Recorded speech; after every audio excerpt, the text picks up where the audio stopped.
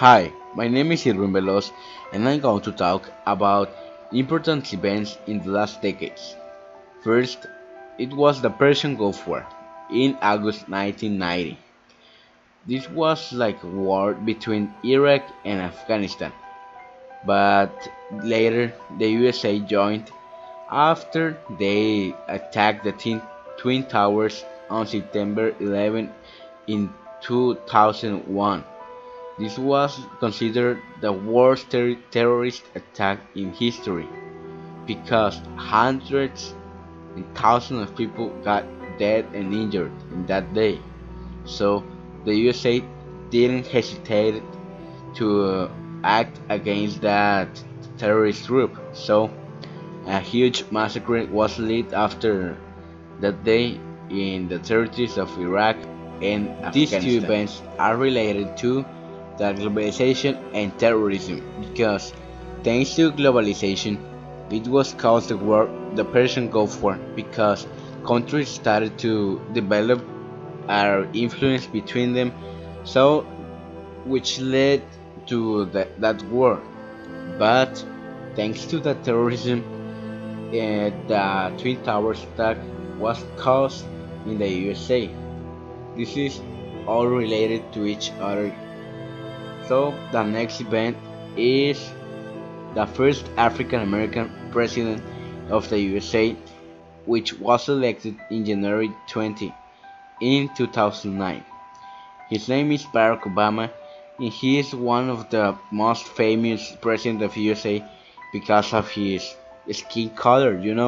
Even it sounds racist, but this is what makes him unique of all the other presidents because all the other ones could never imagine a country with a black person leading them. But the most surprising about this is that this president is one of the best in history. He's good and responsible. He acts with wisdom, and I don't know. I like the way that he's managing the situation against his enemies. He knows how to control the country and how to lead the way to his people. So the next event is the Ghouta chemical bomb attack, which happened in 21 August 2013. This occurred in Syria in the urban zones where there were many schools and places like that because the terrorist objective was to kill many kids as they could. There are many pictures of the bodies of the kids in all the classroom and the fathers crying for them, but anyone couldn't make a difference because they were all dead. They died instantly after they breathed those chemicals that got into their bloodstream. That was such a horrible thing. Then I would like to talk about a recent discovery here in the 2015 in Geneva, Switzerland. This was in the CERN, and they discovered the pentaquarks. It's like a new part of particle with charge, positive or negative. It's impossible to us to see it. For example, there are the electrons and the protons, and there are the quarks, and these quarks are formed by pentaquarks. They are going into small particles, which can make us many questions about our origin. We can make an electroscopic diagram to know from where we come from. This is such a great discovery because this is a very good example of what globalization can give us, because the CERN started thanks to the globalization system. Finally, I choose the France terrorist attack on November 14th of this year. I choose this because many people died there just because of their religion. The ideas that they have killed many people every single year just because they are in war and they don't respect each other ideologies. They should respect each other and stop doing that kind of things. Many innocent people die every year in those attacks. For example, there are several students that were in a abroad study, but they got killed. So all their dreams and goals just disappear. They're vanished.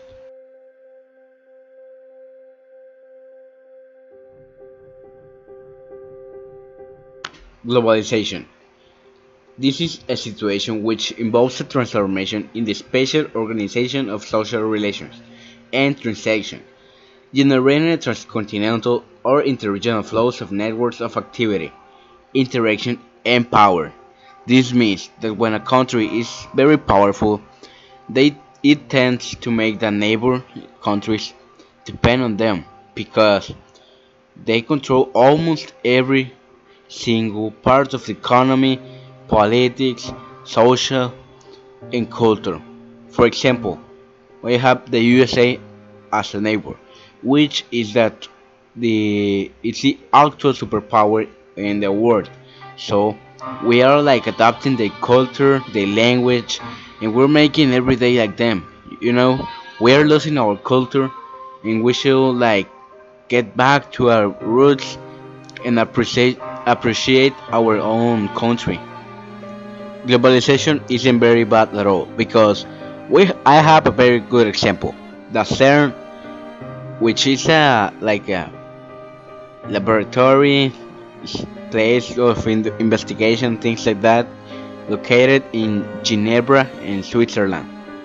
Here, uh, many scientists develop new theories, apply like new discoveries to physics to get to the new energy that could maintain our population, worldwide population, without any waste. For example, something like was invented there was the World Wide Web by Tim Berners-Lee. So I want to get to the globalization part. This organization was created after many countries in Europe started to think that they should unite their forces and scientists to create a new type of knowledge and share it with the world.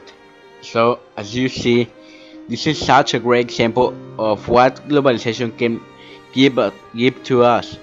That's why I think that globalization is good, just as we keep like respecting each other culture and not leaving behind ours.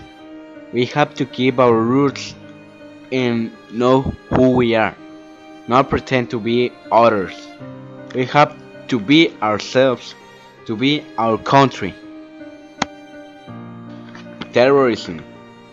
The FBI has given a definition which states that international terrorism means activities with the following three characteristics: involve violent acts or acts dangerous to human life that violate federal or state law, appear to be intended to intimidate or coerce a civilian population, or to influence the policy of government by intimidation or coercion, or to affect the conduct of a government by mass destruction, assassination, or kidnapping.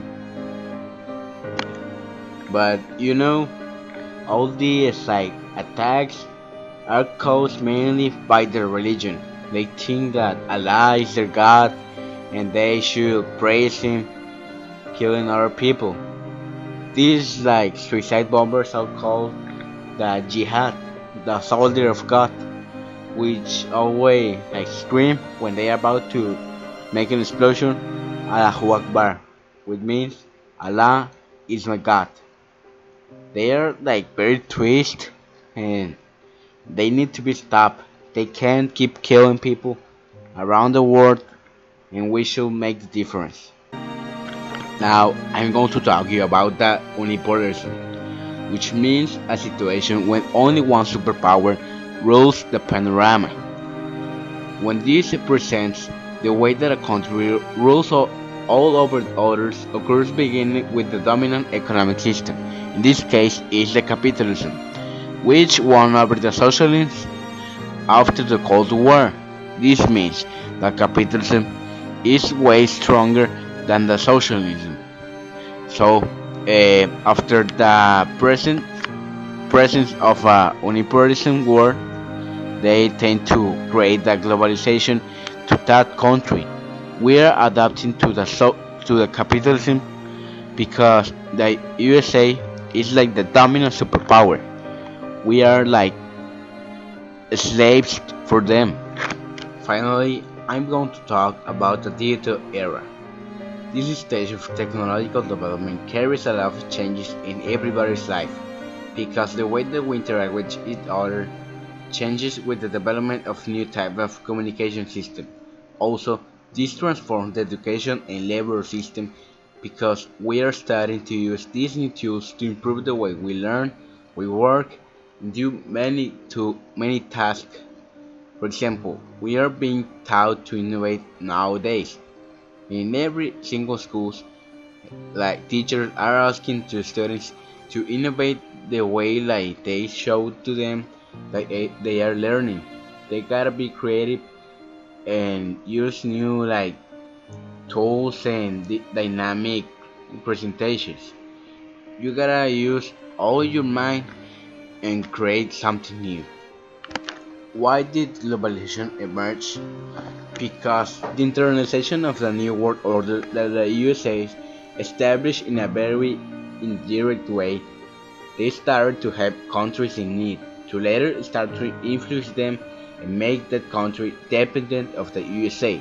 So, as many countries started to depend on the USA, they adopted culture and also became a kind of economical slave. That's why the world had to be unipolar, with the USA ruling. In most cases, what caused the terrorist attacks of the 20th century, I think that the religion and their way to counterattack against the USA caused these attacks because the USA made like an invasion to Iraq and Afghanistan between the years 2001 and 2003 after the 9/11, which was it's like the worst accident that happened to the USA in all their history. How has the digital era influenced today's society?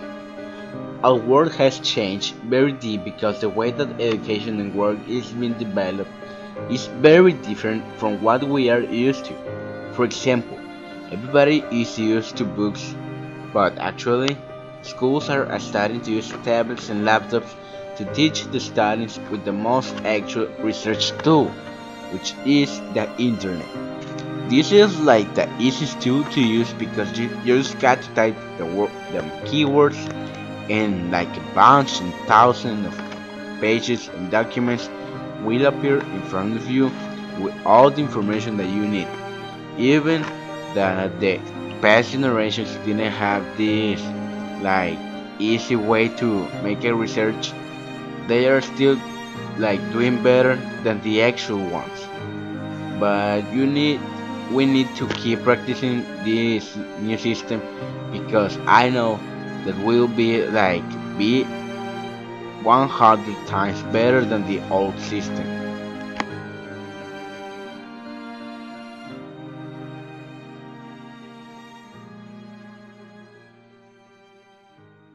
How does the end of the Cold War relate with the unipolar world? When the Cold War ended, the two main superpowers made a peace pact to avoid severe incidents and espionage, but also one of the superpowers, the URSS, was dissolved and only one power was remaining, the capitalism, which is still dominating the world. This country is the USA. It stopped from being a bipolar world to be a unipolar one.